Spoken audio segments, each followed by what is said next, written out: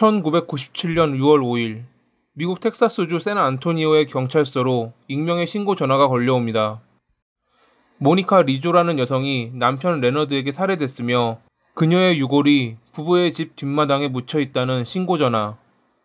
30분 뒤 경찰은 리조 부부의 집에 방문했고 들것에 실려나오고 있는 레너드를 발견했습니다.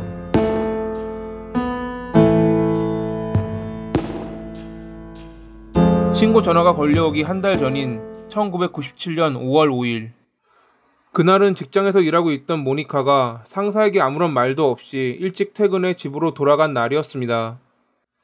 처음 보는 그녀의 그런 모습에 상사는 아무런 말도 하지 못했고 무슨 일이 생겼을 거라 짐작하며 다음날 물어봐야겠다고 생각했습니다. 하지만 그 다음 날도 그녀는 출근하지 않았습니다. 상사는 모니카에게 지속적으로 연락해 보았지만 그녀는 전화조차 받지 않았죠.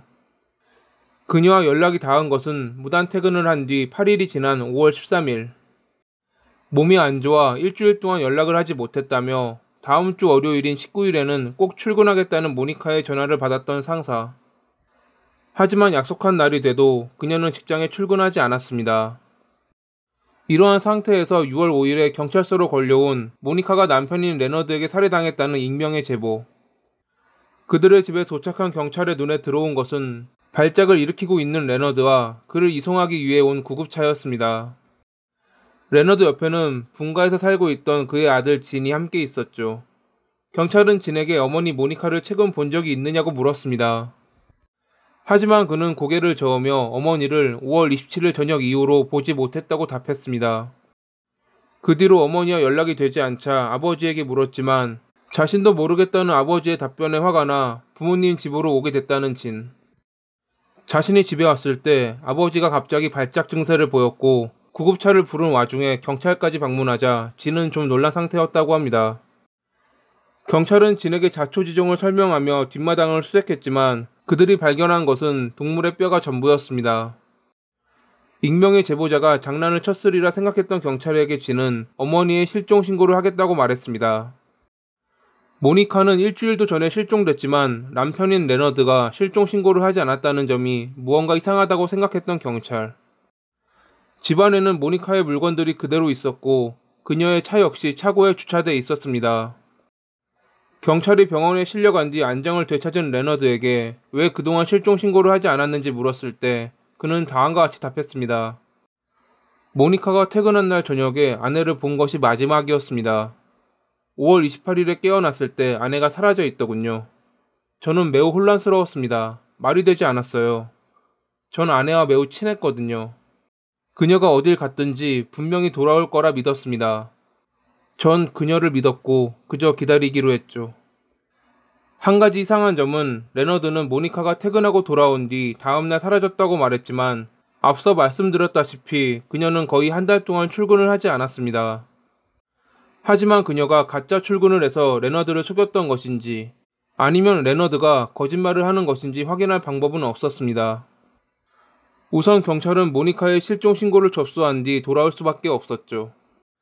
다시 익명의 신고 전화가 걸려왔던 것은 한 달이 지난 7월 5일이었습니다. 익명의 제보자는 다시 한번 레너드가 모니카를 살해했고 그녀의 시신을 뒷마당에 묻었다는 이야기를 꺼냈습니다. 경찰이 저번과 똑같은 전화라 생각하며 수화기를 내려놓으려는 찰나 수화기 너머로 중요한 정보가 있다는 목소리가 흘러나왔습니다. 모니카가 레너드의 집 뒷마당에 있는 타이어 더미 아래에 묻혀 있다는 목소리가 말이죠. 결국 경찰은 다시 한번 레너드의 집으로 향했고 타이어 더미 아래를 확인했습니다. 열심히 삽질하던 경찰이 이번에도 거짓 제보라고 생각할 때쯤 사발에 걸리는 무언가가 있었습니다. 경찰이 발견한 것은 사람의 두개골과 뼈 조각, 그리고 썩어가던 무언가가 담긴 비닐봉지였습니다. 경찰의 그런 모습을 지켜보고 있던 레너드는 처음 보는 것이라며 누군가 자신에게 누명을 씌우려 한다고 주장했습니다. 내 마당에 있는 이 뼈 조각들은 정말 이해가 되지 않는 미스테리입니다. 아내의 실종만큼이나 큰 미스테리예요. 누군가가 나를 모함하고 있어요. 그 뼈 조각들이 어디서 나와 내 뒷마당에 묻혀 있는지는 정말 모르겠습니다. 전 정말로 모릅니다. 전 그 누구도 죽이지 않았다고요. 마당 전체를 수색하는데 8일이 넘게 걸렸고 200개가 넘는 뼈조각이 나왔습니다.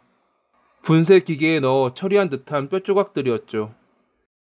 뒷마당에서 발견된 유골의 신원이 모니카임이 확인되자 실종 사건은 살해 사건으로 바뀌었습니다. 경찰은 모니카의 직장 동료들로부터 그녀가 실종되기 전 몸무게가 줄고 있었으며 가끔 옷 사이로 멍자국이 보였다는 진술을 받았습니다. 걱정하는 동료들에게 모니카는 매번 자신이 실수로 넘어진 것이라 주장했다고 합니다.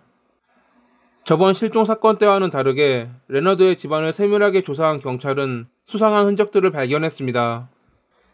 벽면 구석에 남아있는 미처 닦지 못한 것으로 보이는 혈흔의 흔적, 부서진 벽을 가리기 위해 걸쳐둔 달력. 이것에 대해 레너드에게 묻자 그는 아내가 떠났다는 것에 화가 나 자신이 혼자 그런 것이라며 얼버무렸습니다. 모니카의 동료들 증언을 바탕으로 가정폭력에 관해 레너드를 신문했지만 그는 자신이 절대 그런 적이 없으며 그녀와 행복한 날들을 보냈다고 주장했습니다. 경찰은 레너드를 유력 용의자로 선정하고 수사를 진행했지만 그가 모니카를 죽였다는 증거를 찾기는 어려웠습니다. 1998년에 한 형사가 레너드를 신문하기 위해 그의 집에 방문한 일이 있었습니다. 경찰서로 돌아온 형사는 레너드가 아내를 살해한 혐의로 집행유예 10년을 선고받으면 자백하겠다는 말을 받아냈다고 주장했지만 레너드는 후에 그 사실을 부인했죠. 오히려 그는 경찰들의 수사를 믿을 수 없다며 모니카가 아직 살아있고 그들이 말한 것이 모두 거짓말이라 주장하기도 했습니다.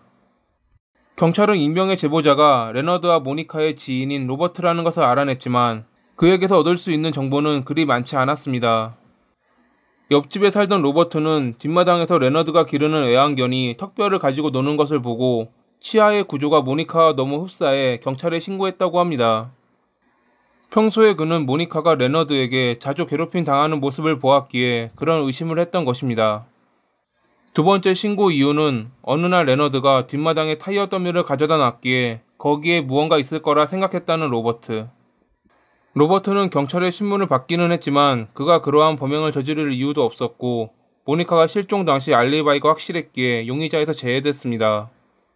오랜 시간이 지났지만 경찰은 범인에 대한 별다른 증거를 찾아내진 못했습니다. 결국 경찰은 모니카의 사건에 대한 잠정 중단을 선언했고 그렇게 이 사건은 지금까지도 미제 사건으로 남아있습니다. 여담으로 레너드는 1999년에 여자친구를 공격한 뒤 총을 들고 경찰과 대치하다 경찰에 쏜 총에 맞아 상처를 입고 체포됐습니다. 당시 그의 여자친구는 레너드가 자신에게 죽이고 분쇄한 뒤 봉투에 넣어 묻을 거야 라는 말을 했다고 주장했다 합니다. 2021년 지금까지도 모니카의 죽음에 관한 죗값을 받은 이는 없습니다. 언젠가는 꼭 진실이 밝혀져 나쁜 사람이 진정한 죗값을 받길 바라며 이만 글을 마칩니다. 오늘도 시청해주셔서 감사합니다.